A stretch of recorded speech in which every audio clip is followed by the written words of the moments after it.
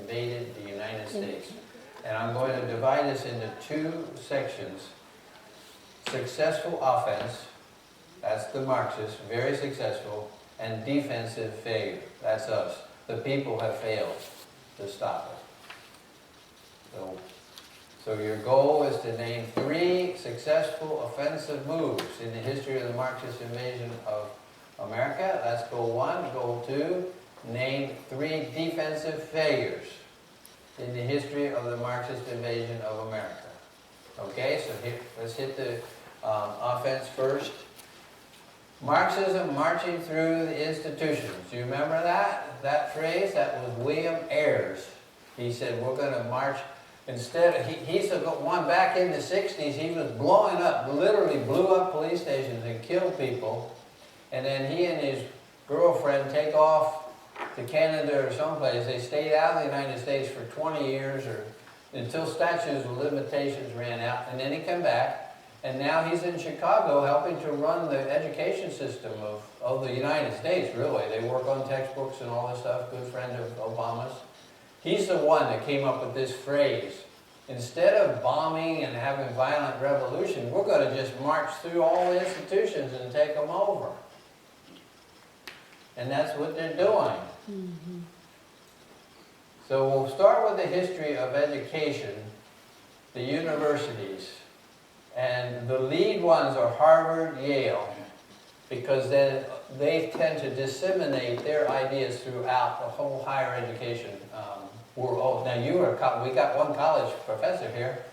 You know, most of the universities in America, if you go to the department heads, you find out that they were at Harvard or Yale. And this was all by design. So their ideas would be automatically replicated throughout the whole country. So if you go and study their histories, you'll know a lot about what's going on in education. Does that make sense, Katie?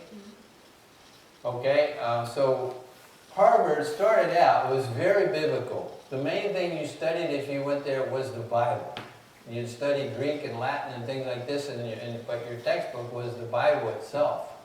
It was one of the oldest colleges in America, certainly existing, 1636. And up to 1700, thoroughly biblical. From 1700 to 1800, it starts to go south. They start to play games with Unitarianism and things like that. And then after 1800, full-blown liberal. And of course, in the 1860s, they totally adopted Darwinism across the board in all the different disciplines, not just biology or geology, but everything. I call it evolution everything. So Yale actually rose because of the downfall of Harvard. They started Yale to return to biblical emphasis. So for that 100 years, 1700 to 1800, Yale was very biblical. But then it starts to get mixed after that, and after 1860, full-blown liberal, which it is still today, denying their actual roots. Then, of course, when they started to go south, Princeton was created. And this is just the history of these things. So you see, like you now see Liberty University, I think it's quite biblical, Bible-centered. But who knows what it will be like 100 years from now if the worms get in and start eating away the same. But it's just this process that you see of decay. These institutions. So we, the people, have to get involved and say, no, I don't think so. You know, I'm not sending my kids there. I'm not giving you my money for this. That's how it can change. I did that at Cornell. You went to Cornell? My wife went to Cornell. No, I did that. My daughter wanted to be a veterinarian, and we visited Cornell. Yes. And I told them, I don't like what you're doing. Right. And I am not paying you $62,000 a year to teach my daughter full of this garbage. So we are out of here. I said, I want to see what you have for labs. I want to see your science. I want to see real science. I want to know what you teach these kids in animal science. What do you give them for hands-on animal experience for vet school? And what do you teach them about how they actually gather data? And you know what? I wanted to, and how do you teach them about economics? Because if you don't teach people about economics, then they can fill their head full of all kinds of garbage we see on TV. I mean, I'm convinced most of Vermont doesn't understand math, science, and economics, or they couldn't fall for what they're told. And so I said, I want them to understand supply and demand. You have to understand that and how it drives price. And so they said, we don't do that. And so I sent her to a southern school. Right. So she's a veterinarian now? No, she decided not to be a veterinarian because she became very disillusioned with that academic world.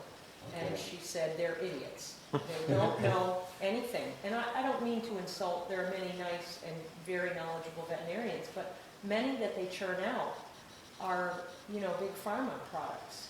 You know, they're just into the machines and the money. Another funnel for the... Yeah, and she said, these people don't have a care about animal, they're just not, anyway, so she didn't want to be part of it, which was good. But, you know, I remember I told off Cornell, and my mother looked at me because we were there together, and she said, you just told off Cornell, and I said, yep, not impressed, not at all. And so I thought, you just not what I want my kids to learn. My kids both went to southern schools. Good for you. Saved us a ton of money, and it saved their minds. I hope they were that different. I mean, like I say, they disseminated to even the southern places you wouldn't expect. They're teaching the most rotten stuff, you know, infiltrating these other states, Midwest and South and things like that. Are you going to discuss how this keeps happening and why the original ideology cannot sustain itself? Or We can talk about it, but it's Satan. is it just like the weakness of human Yes. sinfulness? It's that plus the satanic powers, and then there's agendas that people have. The William Ayers and people will come into it in just a minute. But what about the opposite Accelerate. agenda? Like, obviously it started with that, so how come it's like... Well, what tends to happen is, you know, what happened, the Christians left Europe and came to America. They started in places like Harvard, and they wanted to start a new, based on the Bible, this society to be glorifying to God and things like that, and it worked for a while. But then more generations come along and they forget, just like in the Bible, the people of Israel, they would forget God would rescue them from Egypt, you know, all these tremendous miracles and stuff like this, and 1 or 2 generations later they're off doing idolatry and things like that. It's the human nature being pushed by Satan himself. It's the same thing. So we shouldn't be surprised that we're at where we are right now, and we can look back at what they did and know what we should do. They were in the desert, and all of a sudden they said, man, it was a lot better in Egypt, we got food. It didn't take them long. Right. So I mean, it's the human nature to to glorify something that we shouldn't be. So instead of glorifying God, we're glorifying the fact that, well, it was always handed to us. Like, they were glorifying the fact that in Egypt there was, you know, there was always food, there was always this, there was always that, and now they're just stuck eating manna, you know. But they didn't realize how much freedom they actually have, and I think that's what we do all the time, is that we don't realize the freedom that we actually have and be able to take that back, because we say, well, it's a lot easier on that other side, even though it's not, you know, when you actually boil it down, but it looks better. You know, you hear generations before you saying, well, we always had fresh fish, and we always had this, and we always had that, but they didn't say we were getting whipped, we were getting beaten, we were getting, you know, it's only that, those good pieces that get remembered. And then if all you remember is those good pieces of a bad time, then the bad time doesn't seem bad anymore. And I think we do that now, you know, a lot in the same We aspect. have these human tendencies, right? Well, and think about it, they did it in every single area of society.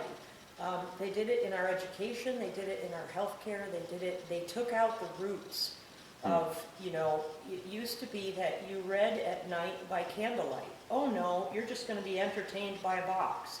You know, so you're not more educated, you're dumber. You just wasted how many hours a night watching somebody else entertain you, but you didn't learn anything. And then the same thing with, oh, you can't take care of yourself with the plants and the herbs and the, you know, healthy eating at home on the farm, you have to go to the doctor, and he has a box full of things that are going to take your money to, you know, put into your body to make you well. And you can't do it yourself. You have to go there, and then, you know, so you can't educate yourself anymore. You have to go to this institution. You can't medicate or heal yourself. You have to go to this institution. You can't. They taught, you know, you can't make your own food, you have to go to this institution. And so what they did was they took away the roots of who we were, so that they could then tell us who we should be, Well, and how we should do things. That's disabling. And I remember somebody saying to me, oh, well, you know, you're college educated and successful, so you must hire someone to clean your house. How do you stay thin? And I said, I'm a Vermont farm girl, okay? My grandfather would laugh if he thought I was paying someone to clean my house and then paying to go to a gym so I wasn't fat. Yeah. No, you clean your own house and you get your own, you lose your calories that way. And so, you know, just all the things that they have filled our heads with, as if you're successful, you do this, and, you know, these rules of society have slowly eroded. Right, and promoted dependency. Right. You can't do, you know, you're not smart enough. You know, we'll tell you what to do. You know, take this pill, get this injection, wear this mask. Well, You know, do what we tell you to do. Don't think. a healthy patient is bad for business. You know, that's any healthy patient is really bad for business, because, you know, how are you gonna? You need to be able to sell them something. So if you don't, you know, why would they want you? They don't want to heal you. They want to temporarily fix the issue at hand, so that you have more issues that are going on behind the scenes. Because a healthy patient, coming back. yeah, and it's the same with everything. Yeah. So Okay, I want to say, you're so You selfish. know. Yeah. Okay, well, let's keep going. We had a good discussion. Also in education, this Frankfurt School, we mentioned how the Nazis kicked them out and they went to Columbia University, and they have hammer and tongs going after the curriculum in our, especially history, sociology, economics. We talked about Herbert Marcuse. He really pushed it down to the level of the students, and so there's not just the normal tendency of people, but then it's being accelerated by planned, intentional actions of these kind of people. And that's all university level stuff. Now we go to like the public schools. John Dewey is he was a humanist, a socialist, and designer of our modern schools. Do you know what the Humanist Manifesto is? Humanist Manifesto is like the Bible of humanist people. They're really Marxists. They don't believe in God. They believe in just evolution, automatic evolution, and socialism. So John Dewey was really their main guy. Here's a book he wrote, Liberalism and Social Action. And like, for example, he's in the Humanist Manifesto, it says teaching kids to pray, to believe in a prayer answering God is child abuse. This is the guy that designed their public schools. So should we be surprised that they kicked God and prayer and the Bible out of their schools? Forcing them to wear masks all day every day is not. Right. It's child abuse. Is Well, that now they consider child abuse even more stuff. So they consider, if you, things I'm going through, basically that if you believe in homeschooling with a Christian, if you don't believe in vaccinations of any kind, or if you believe in holistic things and things like that, that you are less fit to raise your child. And I can speak from personal experience on the fact that they will find, somehow, some way, they will find abuse, and they will try to take your rights away. So this is the government eliminating the family. Right. This is what we talked about, to get rid of these other institutions.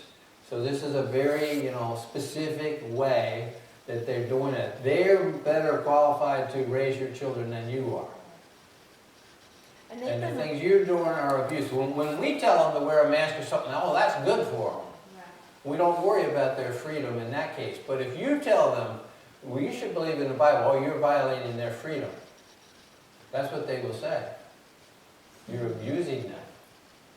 they've been taking children's rights away for a long time. My kids are in their mid, late 20s, and I fought the schools regularly. And not only the children's rights, but the parents, the right to parent your child as you see fit is no longer your right because of, and with school, especially a public school, they want everybody in public school because they can control it. So now when you take them out and when you homeschool them, you're going to be even more under the microscope because why are you doing that? That's the first question. You must be abusing your kid because you're taking them out of school. You don't want them to be seen by people. They're going to be antisocial. They're going to be away from the system. We can't check to see if you're doing something bad or anything like that. So automatically they assume that so that they can get the child back into a system that they control, back into a system that they have all of the ability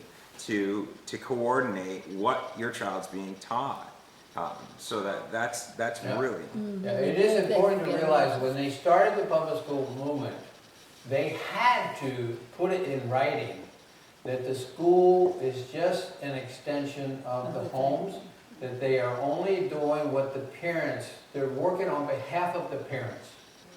And most states even still have laws on the books that say that the school is there just as a servant to the parents to help them in raising these children. Otherwise, they never would have had permission to start these public schools.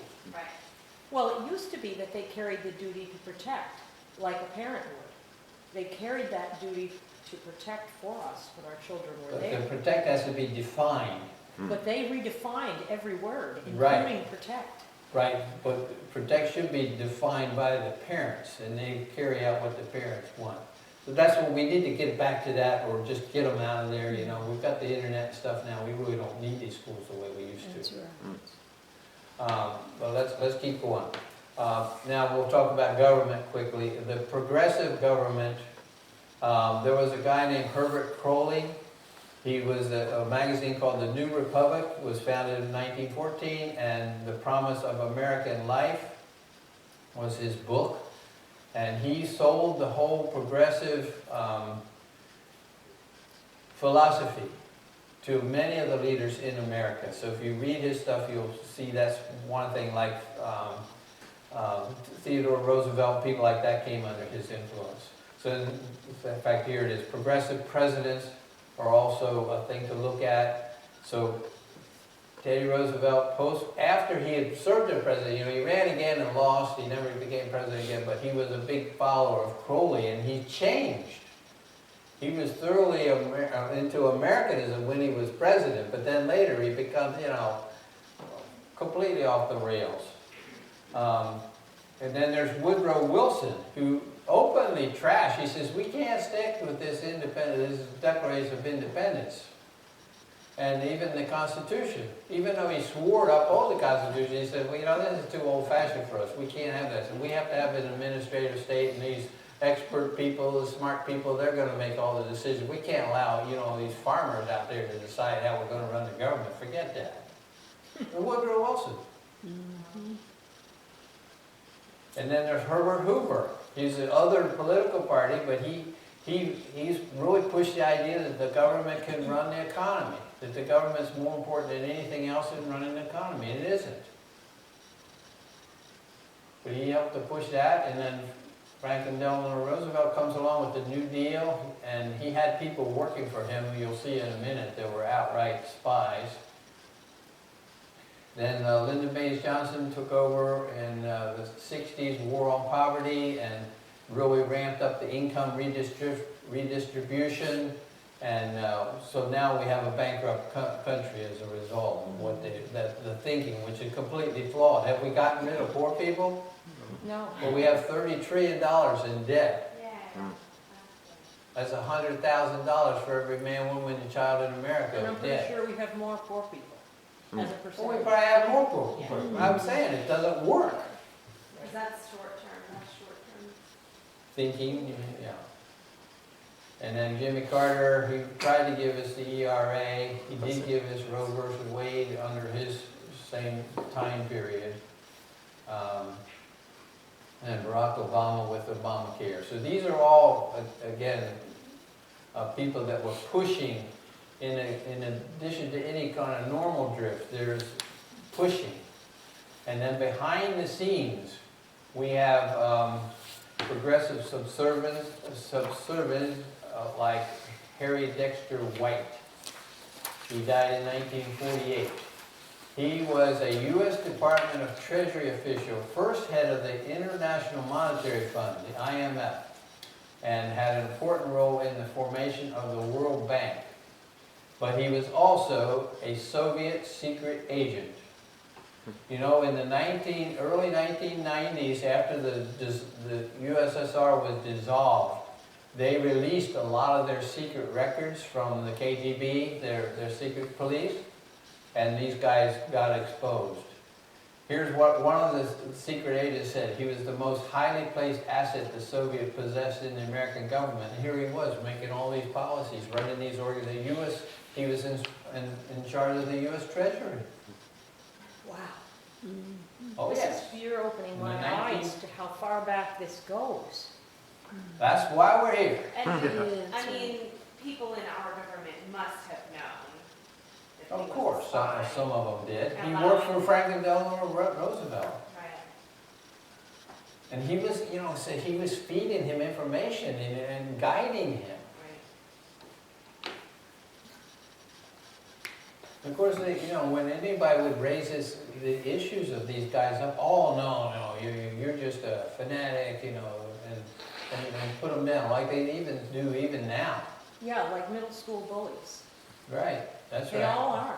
They're Yeah. middle school bullies. You're a conspiracy theorist if you. Well, they name Yeah. call. Yeah. Didn't we do that when we were 12 Oh, and 13 my in school? goodness, And I thought we grew past that, most of us. We don't call names anymore, but they do. Bullies don't grow up, they go into politics. Okay, now here's another one, Alger Hiss, very We famous should guy. cry. He was in the U.S. State Department, so he's guiding our relationship with countries around the world, and for many years, and then became Secretary General of the United Nations, the founding conference. He helped to found the United Nations itself. But now we know he was a Russian spy all through the 1930s and 40s.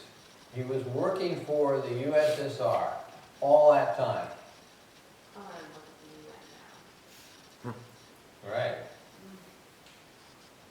Well, let's look at it. It's all socialists and communists at the top levels. So I'll give you a great example. The World Health Organization Director, Tedros Ghebreyesus, Ethiopian Communist Health Administrator. That was his job before he went to WHO. He was in Ethiopia, a communist country, and he was running their health department. And he is a communist, and he's running the World Health Organization now. And why is he there? Because China wanted him to be there. So we're trying to investigate like the roots of the COVID-19 disease. Now some people are saying it wasn't even really a virus. But this guy's in charge of the investigation. He was China's person to run the WHO. We're never going to learn anything true from that. Okay. But these people were tremendously successful. You gotta hand it to them, They've really been able to get their thing across here. So let's talk about family and morality. Here's a name, Margaret Sanger. I got two Margarets coming up here. Founded Planned Parenthood, racist geneticist. If you want to read about her, see the book Killer Angel by George Grant. And again, just a blatant racist. She said, we got to get rid of these mud racists. That's what she called them. And to this day, that's why these Planned Parenthood things are all in the inner cities, near these black neighborhoods. And something like 40% of all the abortions are black people, black children being killed in America, even though the blacks are only 12% of the total population. So her vision is still being carried out. It's being talked about some, you know, she's lost a little bit of her glamour, but the organization as a whole still gets millions of dollars of our tax money. And they shouldn't. But the whole idea of eugenics, you know, the Nazis sent people from Germany to UVM to study eugenics, our eugenics program. Oh yes. Oh my gosh. You know Brandon, where they had the homes there and everything for the mentally retarded and stuff? They were practicing eugenics there. And they were sterilizing people. Not just the inmates, but then all their relatives. And there were guys at UVM, that anybody below a certain economic level should be sterilized. Because to them, this was proof that they're genetically inferior. So it's the way we're going to cull them out of our population. So they were sterilizing the Brandon Training School? Yes. And their relatives. Now, did they do the same thing in Waterbury? I wonder? I don't know about now. But people at UVM, some historians very recently uncovered a lot of this stuff, and they did, I handed it to them, they did publicize it. If you know Mary Hahn Beerworth, she's in charge of the Right to Life here in Vermont, and she actually got it, and she made some slideshows of it. Wow, I'm gonna learn, I wanna learn about that. How did they sterilize the family members? They had their ways. Yeah. I think the men, they you know, got out the clippers. I don't know about the women. I don't know that detail. But I know they wanted to do way more than they did. And you know what brought it to a halt was World War II, when we found out what the Germans were doing over there, experimenting on people, and that really led to a lot of discredit of these people here at UVM. And they had to shut down a lot of the things that they were doing, because eugenics suddenly got a bad name. It had a good name up until then. Well, and you think about, Okay, here's another one. We're talking about family morality especially, so they're trying to mow down any kind of sexual, the biblical standards for sexual behavior. They're trying to mow this down. So here's Margaret Mead, another Margaret. She was an anthropologist of sorts. And her thing was to provide a scientific basis for moral relativity. That, you know, again, that, you know, sexual ethics, there's no basis for it. We shouldn't have it. And this was her book growing up in New Guinea. So she goes over to New Guinea for maybe a couple of months at the most, not very long. And supposedly studies these people and comes back, writes this book, gives testimony in Congress how, oh, they have a great society over there. The kids, you know, the teenagers, they don't have all this hang-ups about sex and all, and the parents know about it, and it's all great, and everybody gets along great, and it's great, and that's the way we should be. And because she's an anthropologist, they actually listen to her. So like the Playboy culture and all this kind of stuff just takes off. This is the 1950s. And later, some real anthropologists go over there, what are you talking about? They couldn't find anything like she was talking about. That the place was totally, to the extent that anything was happening, it was totally dysfunctional.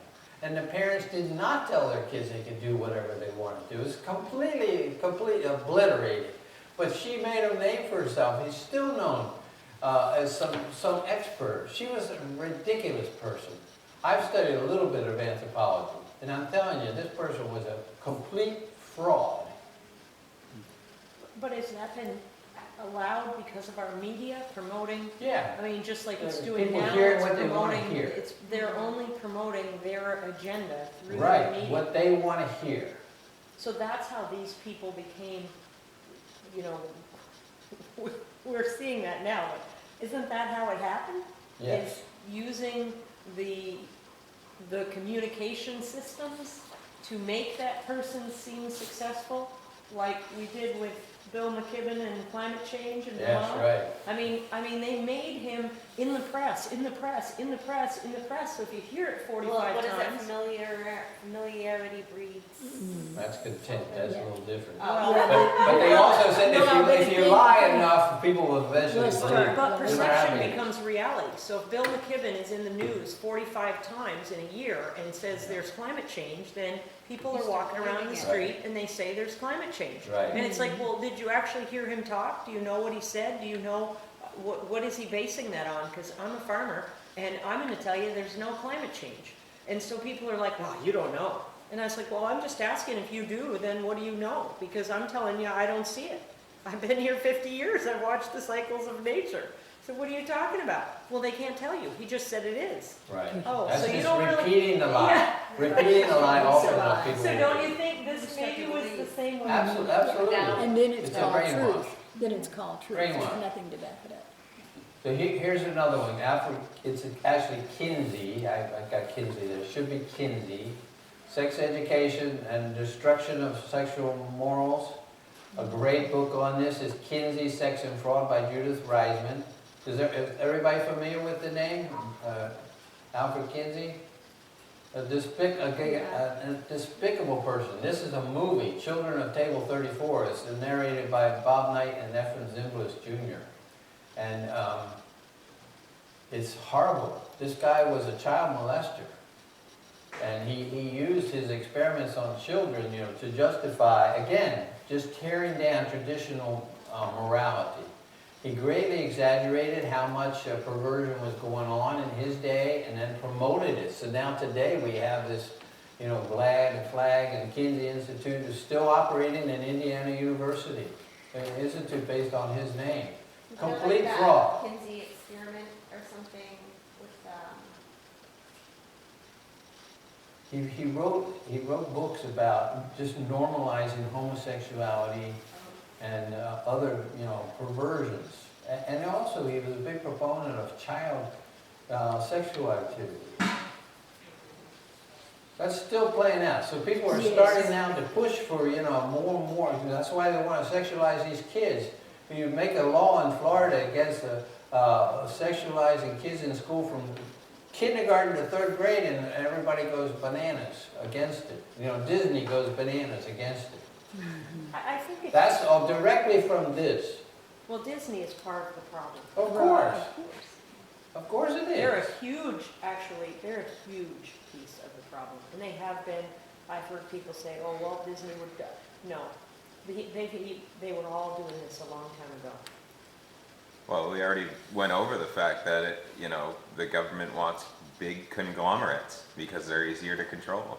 You have, one is that now Disney, they control so much because they have so much money and influence in there. And then you've got Facebook and you've got all the rest of them, and they, it's easier to control, a single organization.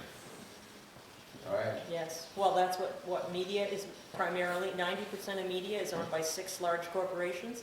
That's only 6 checks. That's It's a right. lot easier than when you have to mail checks to every media and all over the country. It's just 6.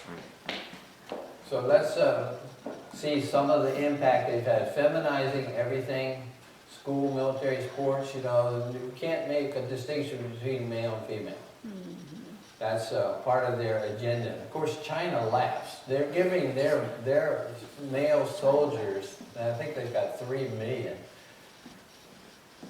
male hormones to increase their masculine traits. China's doing that. Meanwhile, they're promoting this agenda in our country. Yeah. Putting women in the front, up in the front of the battlefield with men and things like that, to weaken our military.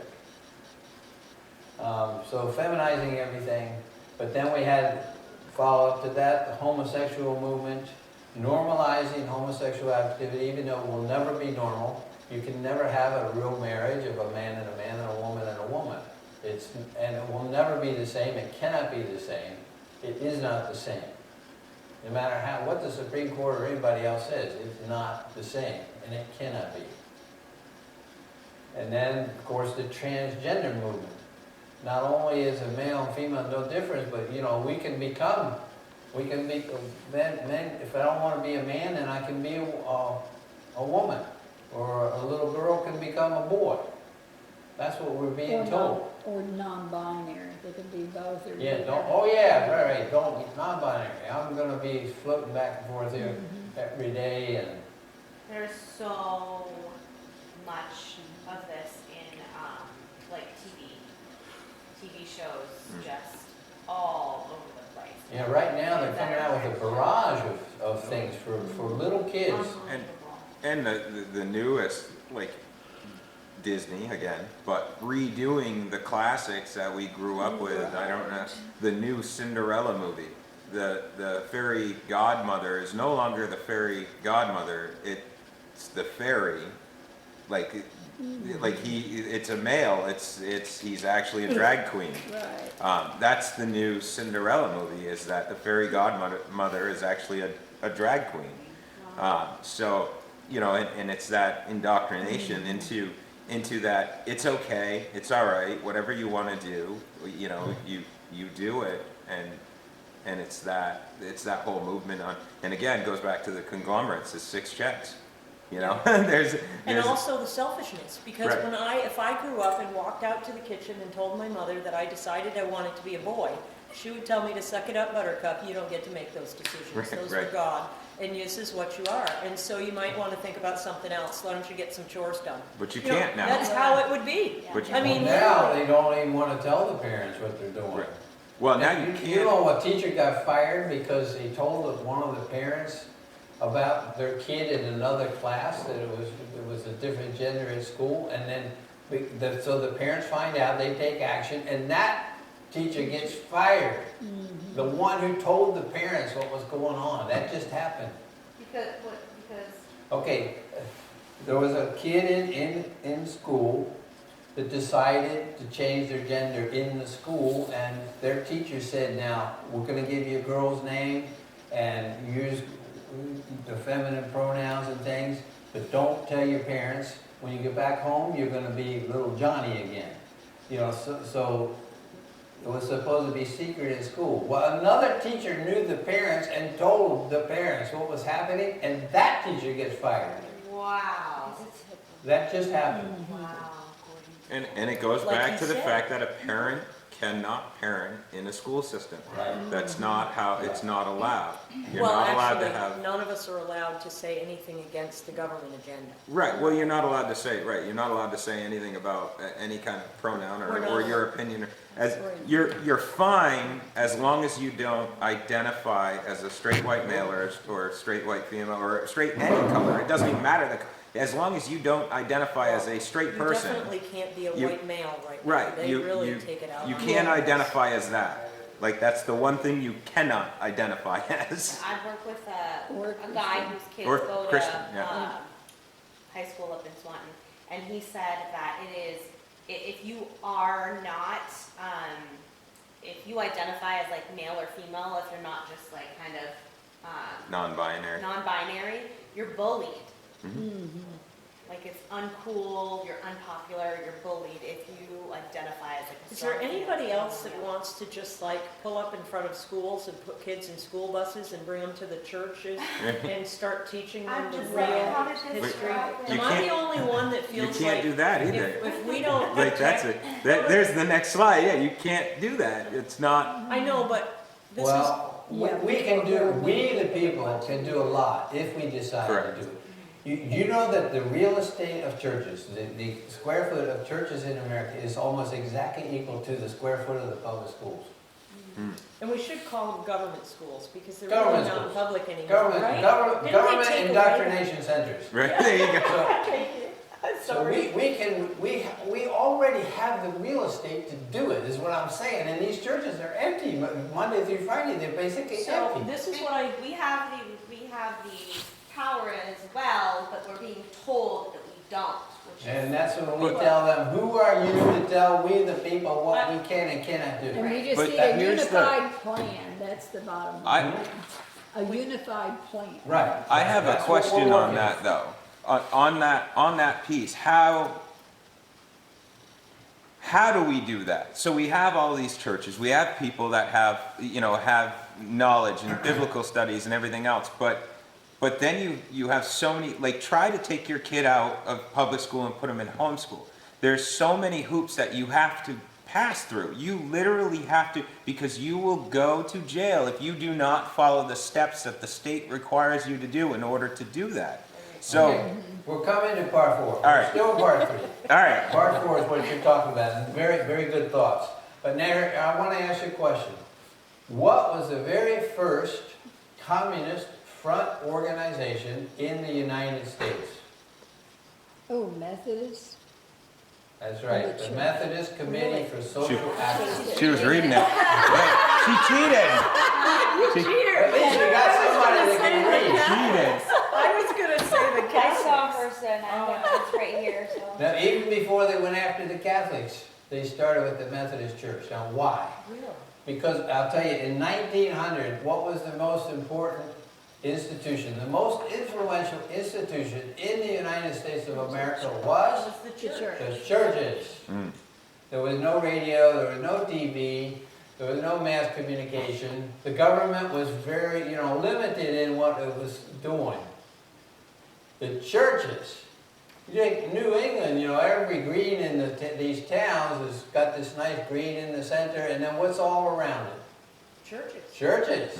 So they were the cultural center, and they were usually the kids would go to school there. If they weren't homeschooled, then they would have one-room schoolhouses and things like that too. They'd use the church buildings for that.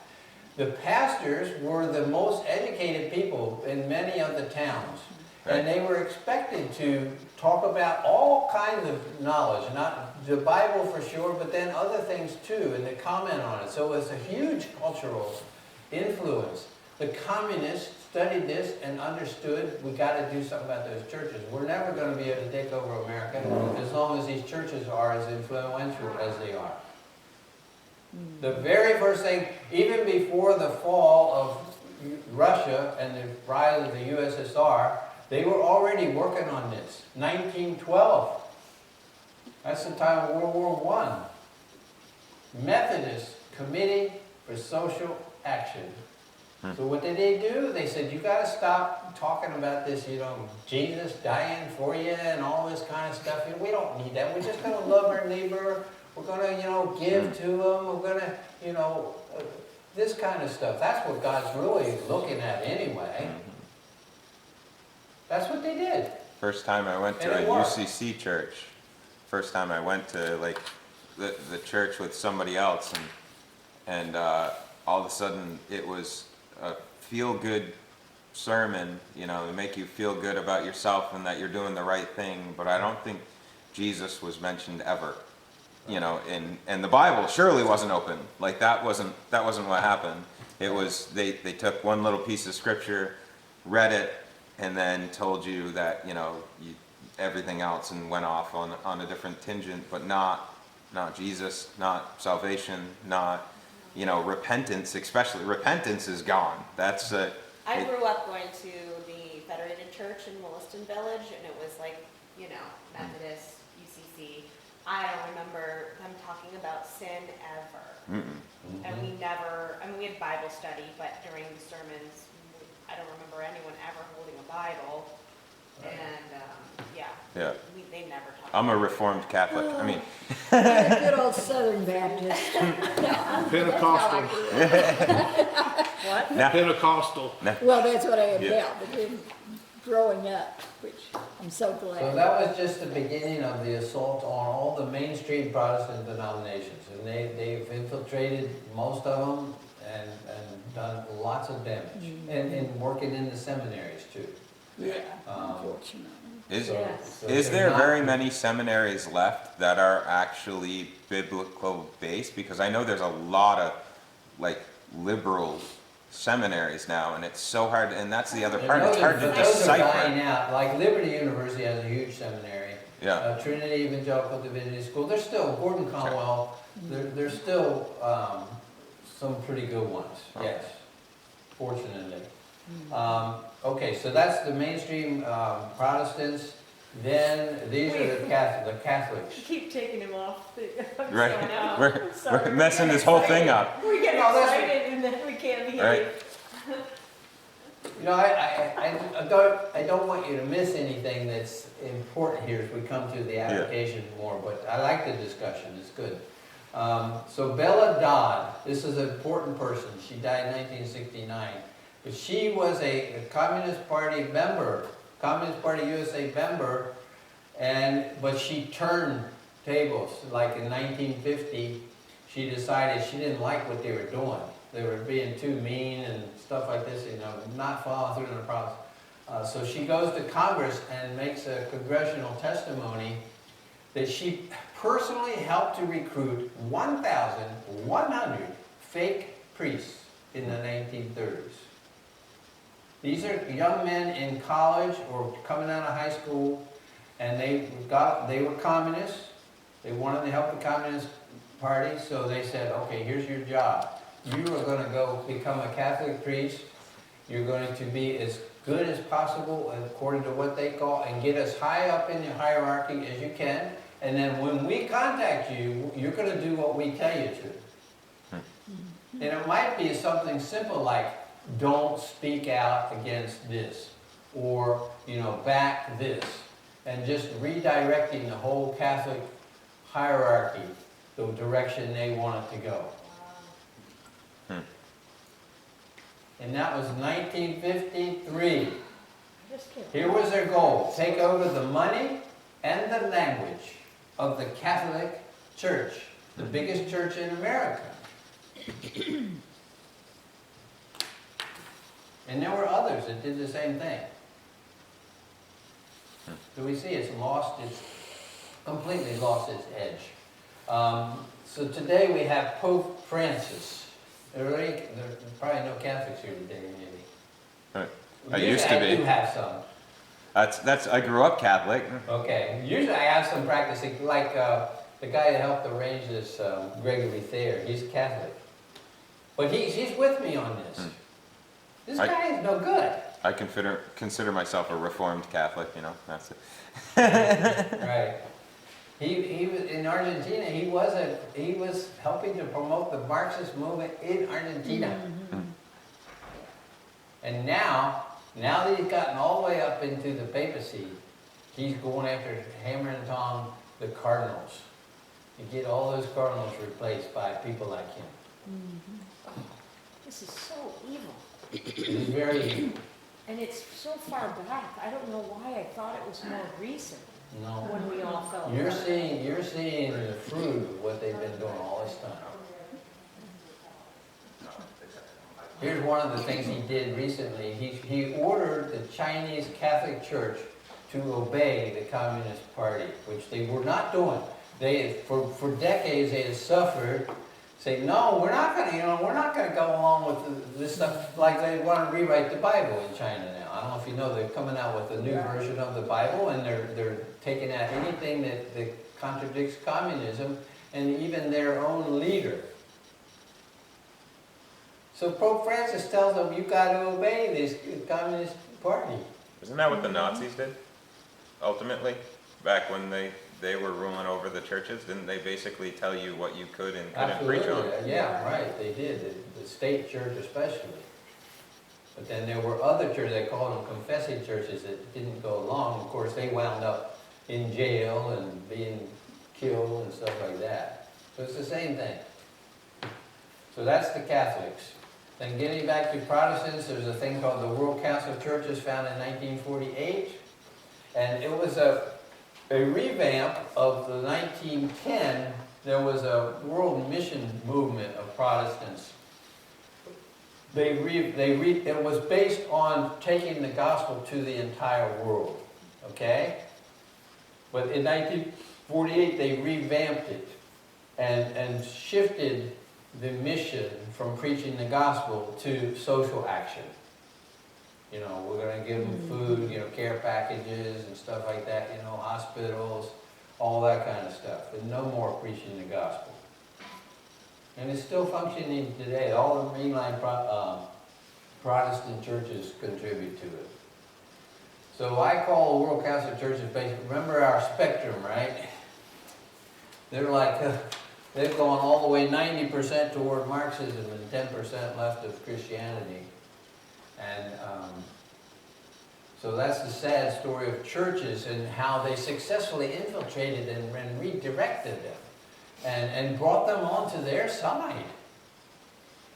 And now we're down to this. One last holdout is the evangelical churches, and they've been targeted, and they've been infiltrated. So you've got some things in your references there, and this book, especially called Marxianity, this is how Marxists have moved into the evangelical churches, and especially the Southern Baptists. Now, the biggest evangelical church, second biggest church body in America is the Southern Baptists. Only Catholics are more.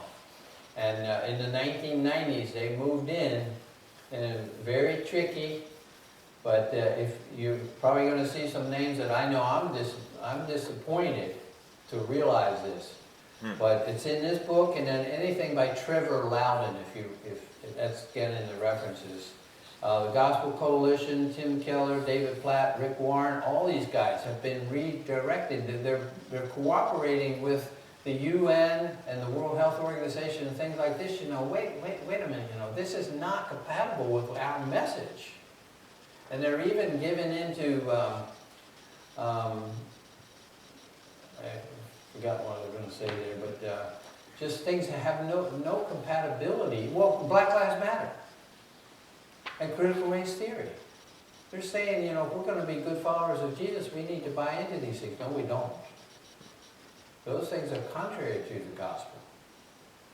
But you know what's doing it? Money. Oh yeah, money's the evil. Money, money, money.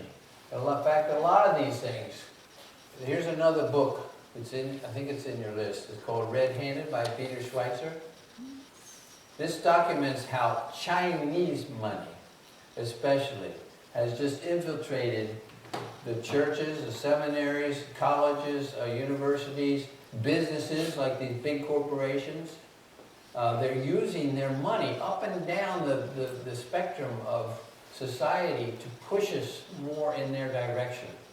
And that money is hard to turn down. Like you're in a seminary, you're struggling financially, and somebody gives you $1 million just to not say something. Don't speak out against homosexuality. That's all. Do anything else you The want to. scientists too. We'll give you $1 million, huh? The scientists get money so Oh, that yeah. their Oh, studies. absolutely. Yeah, we're going to come to that. So that's the churches. Then we got the general media. Now notice, politics is downstream from your belief system and then your culture, and then your politics flows out of that. So they've been careful to affect the media. Like we were talking about all these lies that get pumped out, you know, about, you were talking about Bill McKibben, is it? Yeah. Right, that's the media, see, carrying water for the movement that will eventually affect the politics. They pick a poster child, and then we have to listen to them. Right, just repeat over and over and over and over. So here's something, way back in 1925, the Scopes trial. That was all planned. That was because they had a law in Tennessee, you can't preach that people evolved from animals, okay? They believed in creation of people at least. And so they come up with this Scopes trial thing, and lots of money was flying around. And was it William Jennings Bryan? He was defending the curriculum standards. He won the case, but the way the radio, there was no TV then, it was just the radio, was portraying this. It made him look like a dummy. And this Clarence Darrow, who was defending full-blown evolution of people, he comes off as the genius, the scientific guy, and all this. So they use this in the media, you see, to shift people's thinking. So it becomes, oh, well, of course, everybody knows evolution is true. This is another thing, Sharon. You think, well, why is it true? Show me where it's ever happened. They can't. I know.